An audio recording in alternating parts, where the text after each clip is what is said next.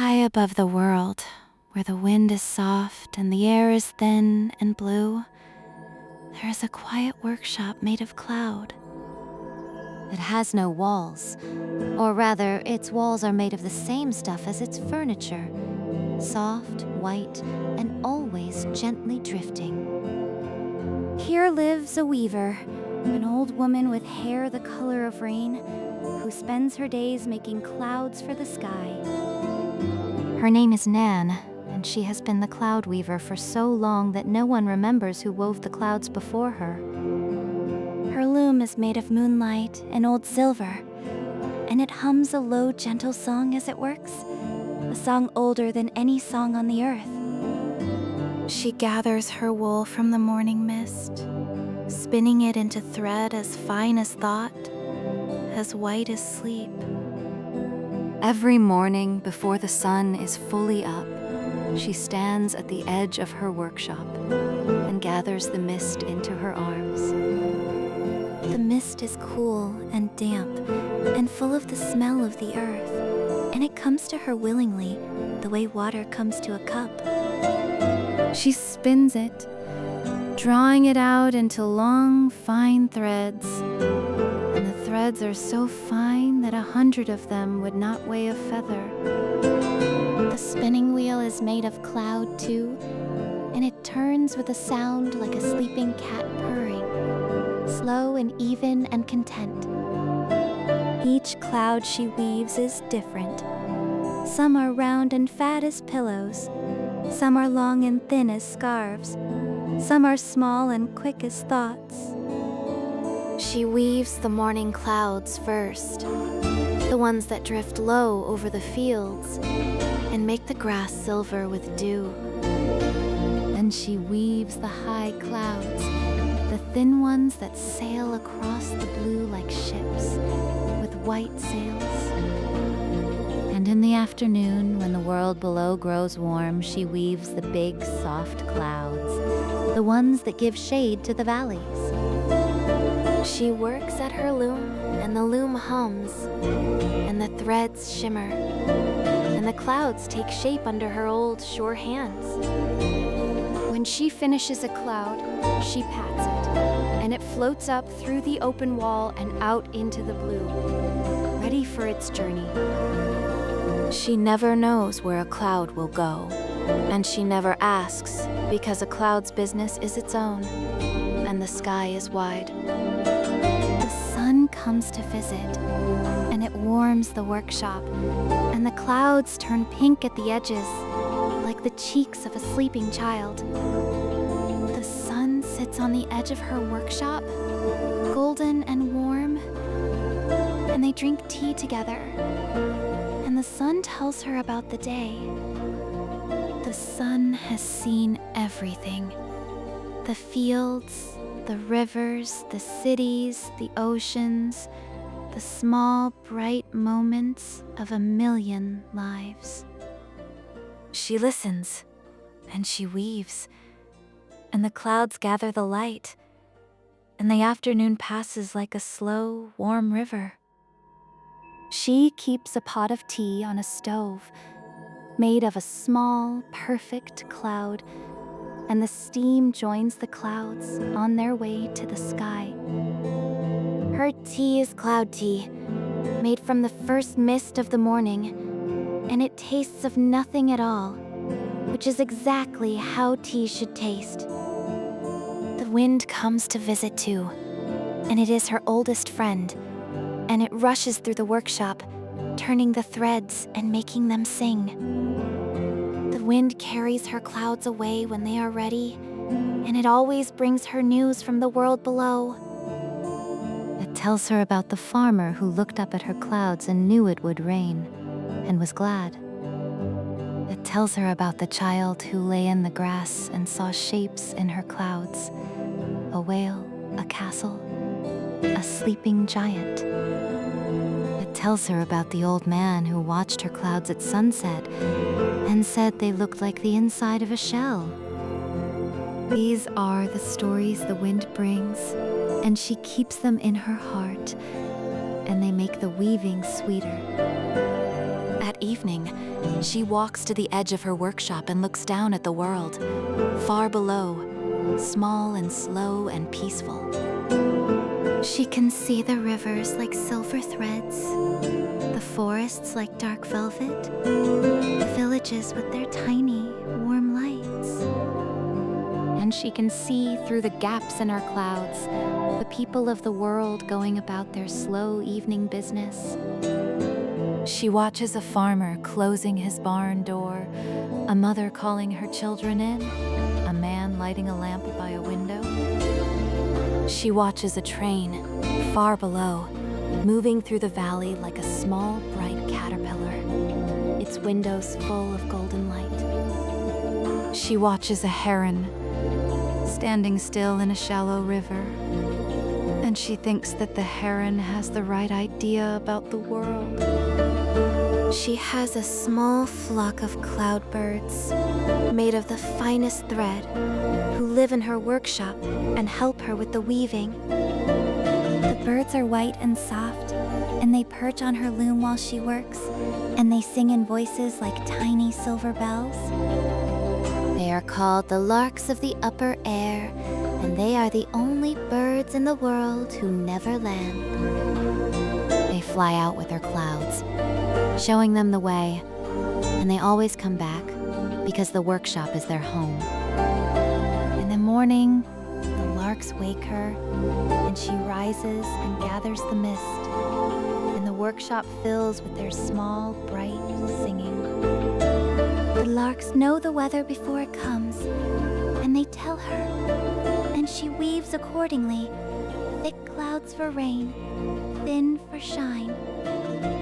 She is never wrong, because the larks are never wrong, and the valley below has learned to trust her clouds. The moon comes to visit her too, on the nights when it is full, and it sits on the edge of the workshop, silver and silent. The moon does not speak much, because the moon has seen everything, and there is little left to say. But it watches her weave, and it likes the clouds, and sometimes it borrows one to cover its face when it wants to rest. She is honored by this, and she weaves her finest cloud for the moon, a cloud of pure silver thread.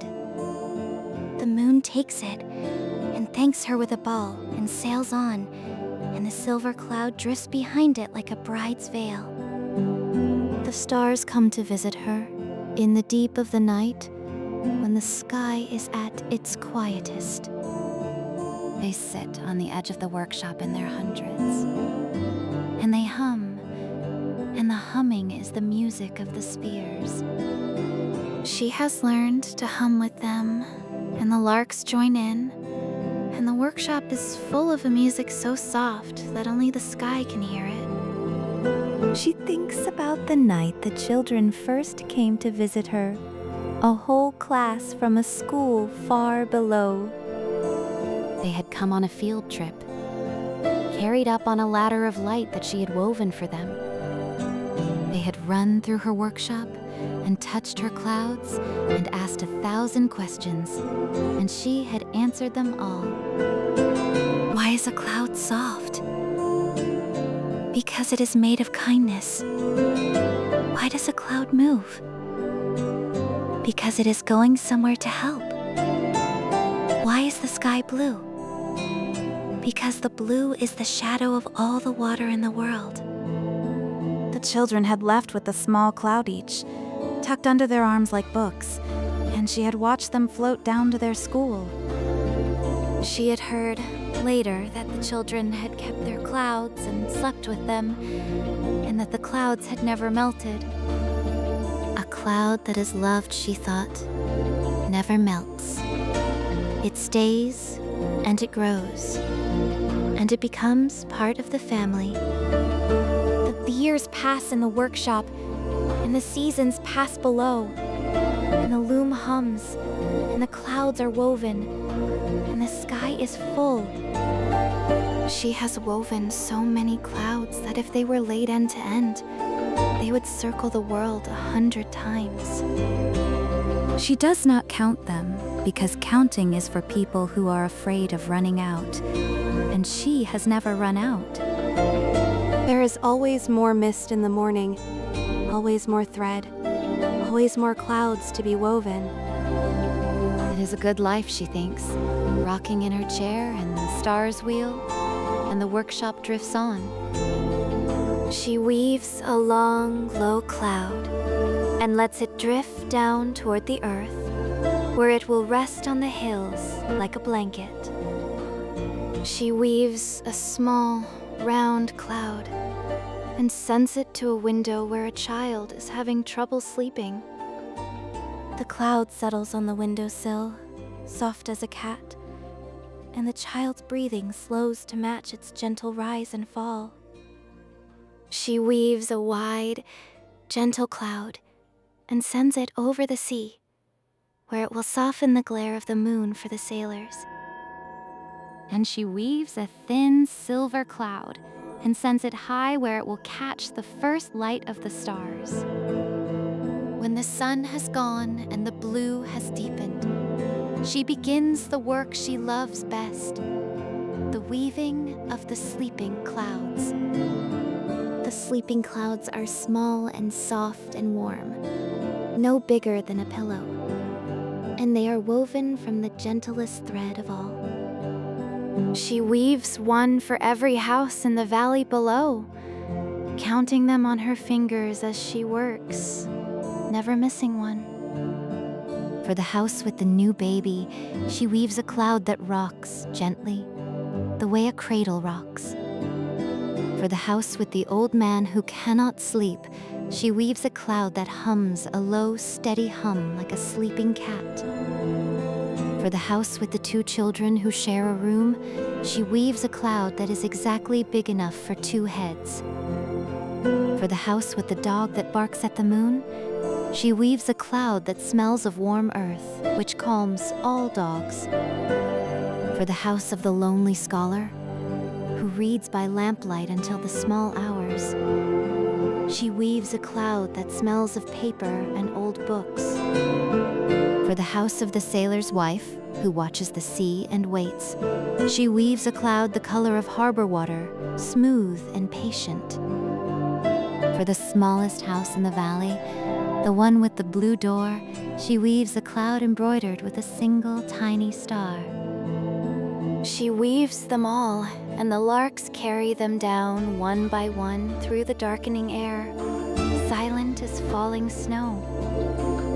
Each sleeping cloud settles onto its roof and sinks through the tiles like a thought and finds the pillow of the sleeper. And the sleeper, without knowing why, sleeps a little deeper, and the dreams come a little softer, and the night is a little kinder. She has done this every night for so long that the people of the valley do not remember a night without it. They only know that their sleep is good, that their dreams are gentle, that the night holds no fear for them. And that is enough, she thinks, rocking in her chair, and the larks return, and the workshop is full of softness and light. The stars come out, one by one, and the sky deepens from blue to indigo to the soft, dark velvet of night. She banks her cloud stove, and the coals glow, and she sits in her rocking chair at the edge of the workshop. Her chair rocks, and the workshop drifts, and the stars wheel slowly past the open walls. She hums a tune she learned from the wind, a tune with no words, older than any song in the world. It is the tune of the clouds themselves, the slow, sighing tune they make as they move across the sky. Below, the last lights go out in the villages, one by one, like candles being gently blown. She watches them go, and she thinks about all the sleeping people, all the dreams, all the quiet rooms. She thinks about the children tucked into their beds, their faces soft and peaceful, their dreams full of light. And she knows with a certainty as soft as her clouds that the world below is more than half made of sleep and kindness. She rocks, and the workshop drifts, and she thinks about the night she became the weaver long ago. She had been a child then, living in a house on a hill, and she had loved to lie in the grass and watch the clouds. Her grandmother had told her that every cloud was woven by hand and that there was a weaver high above who never rested. The child had asked, "Will I ever see her?" And the grandmother had said, "When you are ready, she will see you." And one night, when the child was very old, and the house was empty, and the moon was full, the clouds had parted. A path of moonlight had reached down from the sky, and she had walked up it, and the workshop had opened its walls to her. The loom had been waiting, humming its old song, and she had sat down, and she had been home. That was how it happened, she thought. And she rocked, and the stars turned, and the workshop drifted on its slow, silent voyage. In her dreams, she weaves a river of clouds, and it flows around the world, carrying the sound of sleep to every shore. She dreams of the people below, and in her dreams she gives each one a small cloud, a pillow of softness for their heads. The wind turns her workshop gently, like a slow boat, and she does not wake. And all night, the clouds she has made drift down to the earth, and the people sleep more deeply for their softness. The stars keep their long watch, and the workshop drifts, and the weaver's loom hums its low, patient song into the dark. And in the morning, when the first light touches the edge of the world, she will wake and gather the mist and begin again. For the clouds must be woven, and the sky must be full, and the people below must have softness to dream upon. And Nan, the cloud weaver, will be there, at her loom of moonlight and silver, weaving the day's first cloud as she has always done.